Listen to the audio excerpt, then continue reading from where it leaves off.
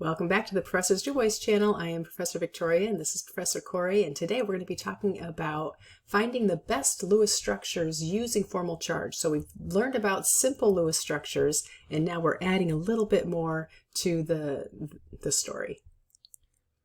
All right, so just based on the knowledge that you have so far, pause this video and see if you can write a Lewis structure for CO2. And we're gonna show some possible answers in just a second. All right, so did you get the Lewis structure on the left, or did you get the Lewis structure on the right? You probably got the one on the left. I think, we tend to make things symmetrical when we're doing Lewis structures, and the one on the left looks a little more symmetrical with the two double bonds. But if you look at the one on the right, you can see that the octet has been satisfied for all the atoms involved, and that's actually that's a fine Lewis structure. So which is the best? Well, how do we get to the best?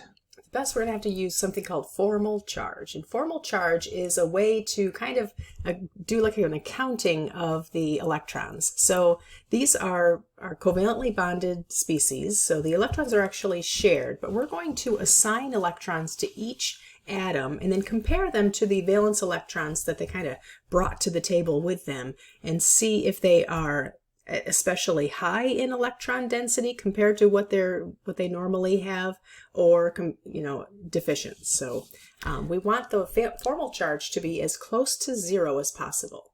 So why don't we calculate some formal charges? I think we need to do it for each atom.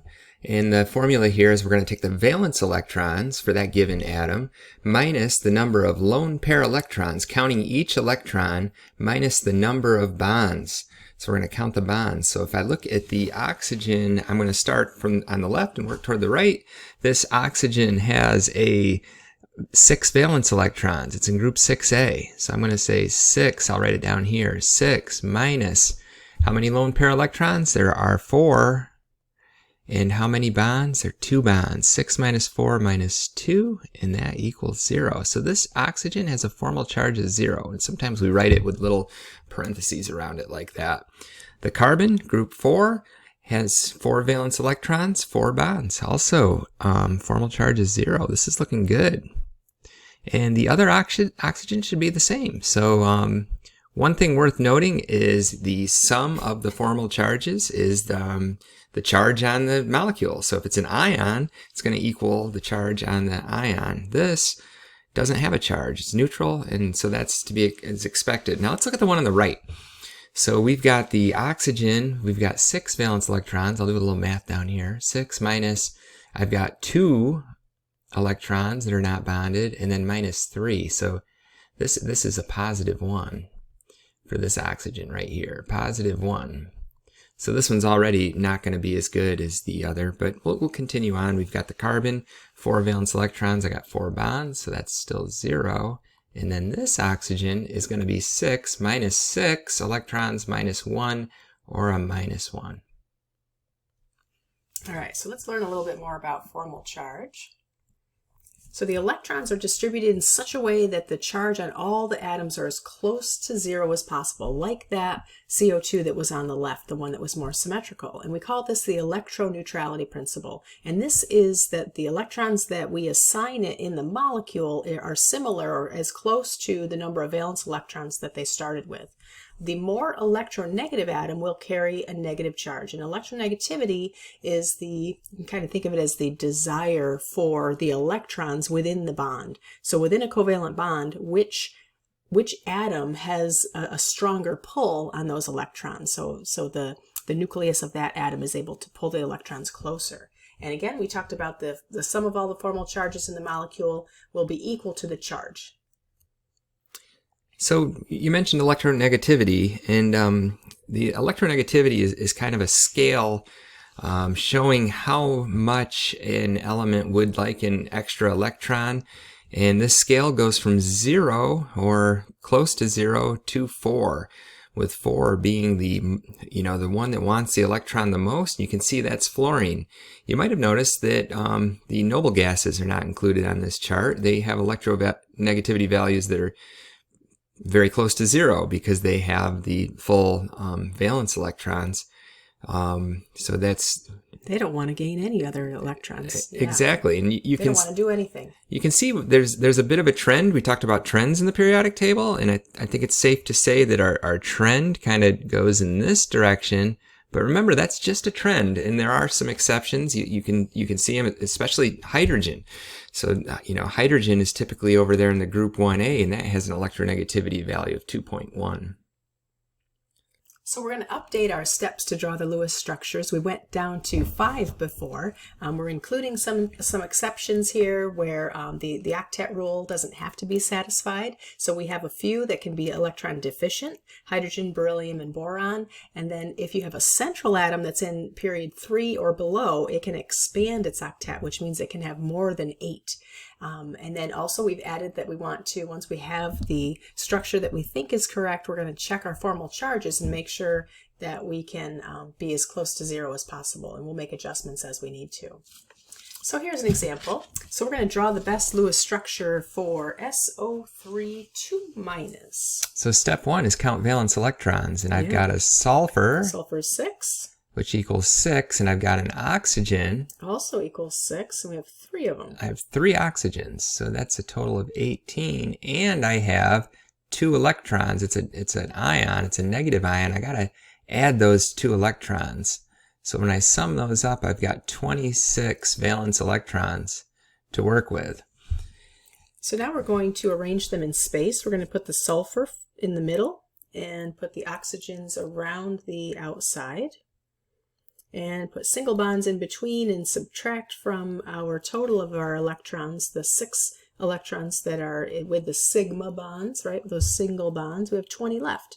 Then we add the electrons in pairs to the terminal atoms until the octet rule is satisfied. So you will never expand your octet.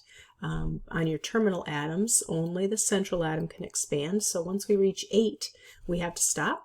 And we've used up all of our spaces for our electrons on our terminal atoms. We have 2 left, and we put the 2 remaining on our central atom. So here we go. So I would think, I would check octet next.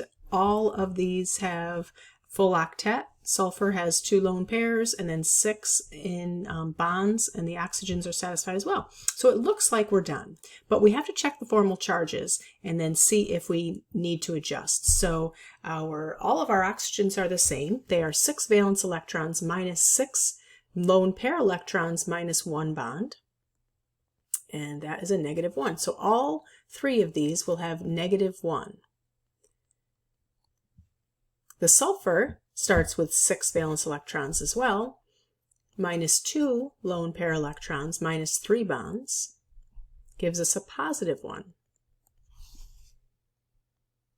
So we call this kind of splitting the charge. When you have more than, we have one that's a positive and one that's a negative, you have to think, can I reduce this somehow and make them 0? Because we want them to be as close to 0 as possible. And one way to do that is to take electrons kind of away from one that is the -1 and give them to the +1. So if we take one of the lone pair electrons and make it a double bond, then we've reduced the electron density, or we're sharing the electrons that were just on the oxygen. Now we're sharing those with the sulfur. So we end up with a structure that looks like this. But wait, now our sulfur has more than 8. It does. We've expanded sulfur's octet, so we better check that. Is that in period 3 or greater? Sulfur is in period 3, so that's okay, as long as it's a central atom. And now our sulfur is 0. The oxygen that we changed is a 0, and the other 2 are still -1. Now this is an ion, so we're going to have to put brackets around it as well. But my point was that all of the formal charges will add up to the charge on the molecule or the ion. And this is a -2 charge, so we're going to be, this is the best we can do, is to have 2 of them with formal charges of -1. Now, if 1 double bond is good, would 2 be better? So if I made another double bond, since I can expand this octet, what would happen? That's a good question. So if you try it, you will notice that the electrons that you take, the oxygen that you take the electrons from will turn into a 0, which, ooh, you think that's better. But then we have the negative on the sulfur. So we would be turning the sulfur into a -1. And the next piece that you have to understand is the negative charges, when there's more than one option, the negative will be on the more electronegative atom. And oxygen is more electronegative than sulfur, so this is the correct Lewis structure, the best Lewis structure. Fantastic. Let's try one more. Okay, nitrogen has 5 valence electrons, oxygen has 6. Now I see something right away. I've got 11 valence electrons, and this is not going to make pairs very nicely. We have what you call a free radical. Free radicals have at least one unpaired electron. So we have 9. So anytime you start with an odd number of valence electrons, you'll have a free radical. So we're going to add these in pairs to our terminal atoms, and we have both of these are considered terminal atoms because they're both on the outside, in pairs until the octet rule is satisfied or you run out of electrons. All right, so we've run out of electrons, and now we check our octet. The oxygen looks happy with 8, but the nitrogen looks like it only has 2, 4, 5 electrons. So nitrogen is not satisfied. So we then take a non-bonding pair, make it a bonding pair, and see if that can satisfy our octet. So we have 2 lone pairs on the oxygen now, and we still have our 3 on the nitrogen. Double bond. So did we satisfy our nitrogen? 2, 4, 6, we only have 7. Well, we can't really do much better than that because we could share and make a triple bond, but then nitrogen would have too many, and nitrogen cannot expand its octet. It's in group period 2. So this is the best we can get. And if we check the formal charges, they're both 0. They are both 0. So this is good. This is good. Now, notice I put I filled the valence electrons on the oxygen first. I just did that out of routine. I could have put them around the nitrogen first, but explain why the unpaired electron went on the nitrogen and not the oxygen. Right. Well, oxygen, again, it comes back to the electronegativity. So oxygen is more electronegative than the nitrogen, so it will satisfy its octet preferentially. It will hold more electrons than the nitrogen. If they had a tug of war, the oxygen would win. So that single electron is going to be in the nitrogen. And the way I like to think about it is one of these is going to be electron deficient. It's not going to have the full set of electrons. So the one with the higher electronegativity is less likely to be electron deficient. All right, here's a practice for you. This is, we got 3 elements here, 3 chlorines and oxygen. Make phosphorus the central atom. Yeah, furthest from fluorine is the rule of thumb, works in this case. So pause the video, give this a try, and we'll pop up the answers. All right, so when you first do your Lewis structure, you will probably end up with the one that has the line through it.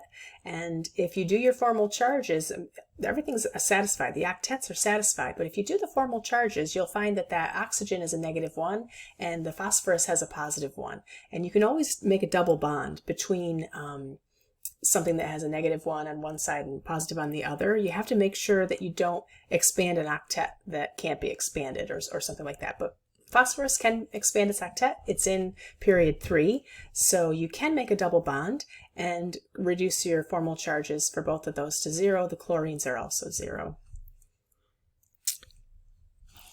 Thanks for watching.